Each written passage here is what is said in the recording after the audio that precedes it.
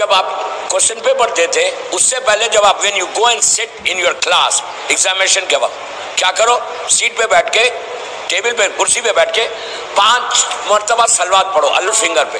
बिस्मिल्लाहिर्रहमानिर्रहीम, कुरान का सूरा, मशहूर सूरा बिस्मिल्लाहिर्रहमानिर्रहीम, कुल हुवल्लाहु अहद, अल्लाहुस समद, लम यलिद वलम यूलद वलम यकुल लहू कुफुवन अहद। फिर ऐसा ऐसा ऐसा ऐसा 5 दफ़ा पढ़ो, मुट्ठी को ऐसा बंद कर लो।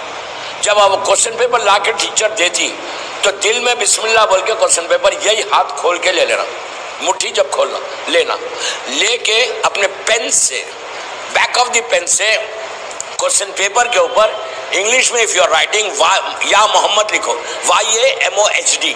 उसके बाद क्या करो, SAWW सल्लल्लाहु अलैहि वसल्लम, फिर या अली इब्ने अबू तालिब, मौला अली का पूरा नाम, फिर AS कर देना अलैहिस्सलाम। फिर वो जो पेन से, बैक ऑफ द पेन से लिखे, उसके बाद 2 मरतबा उसको सलवात पढ़ो ऐसा, अल्लाहुम्मा सल्ली अला मोहम्मद व आले मोहम्मद वजल, सर्कल करके क्वेश्चन पेपर खोलो।